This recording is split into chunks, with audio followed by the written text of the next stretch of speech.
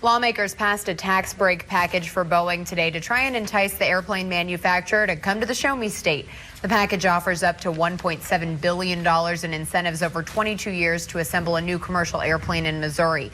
The company can only reap these rewards if they create a certain number of jobs in Missouri, but it's not a done deal yet. The governor still has to sign the bill into law, which he is expected to do.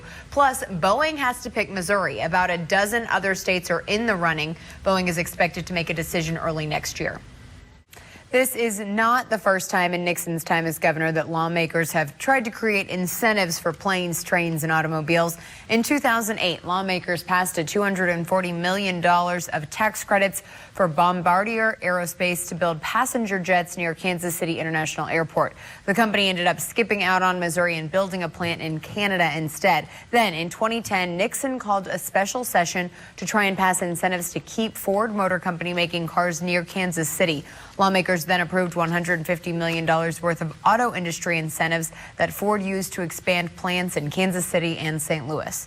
Columbia and Boone County Public Health and Human Services is giving free HIV testing in conjunction with World AIDS Week. With the help of MU, free walk-in testing is available. As of June of this year, 243 new people have been diagnosed with HIV in Missouri. In Boone County, 221 people live with HIV. That's the highest number of cases in the north central region of Missouri. However, overall, the region is the lowest compared to the rest of the state. And in Washington, President Obama announced $100 million will get redirected to AIDS research. He says extraordinary progress has been made in eradicating HIV and AIDS, and he pledged that America will continue to lead the world in investing to find a cure. As the state prepares for its second execution in 3 weeks, the Missouri Supreme Court set an execution date for another inmate. Monday, the court ordered Herbert Small's execution for January 29th for a murder that happened more than 2 decades ago. The State Department of Corrections will execute Alan Nicholson at 12:01 a.m. Wednesday. The execution of Joseph Franklin in November was the state's first in nearly 3 years. A bill to entice aircraft manufacturer Boeing to build another plant in Missouri awaits the governor's signature today as Tuesday's deadline approaches. Governor Nixon called a special session last week, and it took lawmakers 5 days to swiftly push the package to him. It offered Boeing more than $1 billion in incentives during 22 years if they create enough jobs. The special session cost Missouri taxpayers a little less than $100,000. The House Clerk's office says the special session cost about $75,000 for lawmakers' travel and daily living allowances, plus extra operational costs such as printing. The Senate Administrator's Office said it cost the chamber more than $17,000. The House has nearly 5 times as many members. News at 10.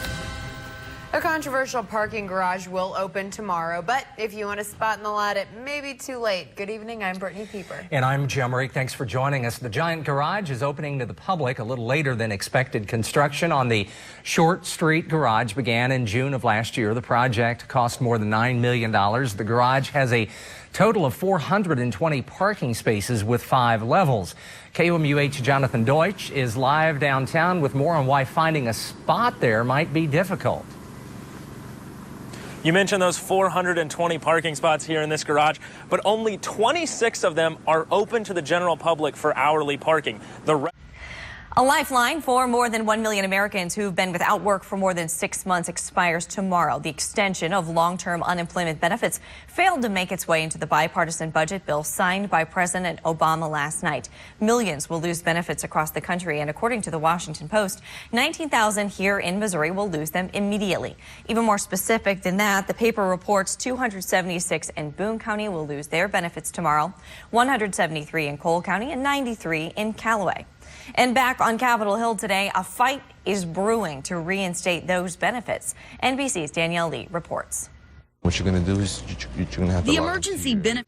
Day 11 of the sort of government shutdown, and just 6 days before possible debt default. Congressional Republicans looked eager to strike a deal today. Speaker John Boehner now debating a deal to avoid default and reopen the government. Senate GOP lawmakers went to the White House to discuss with the president, but Democrats demand a long-term deal.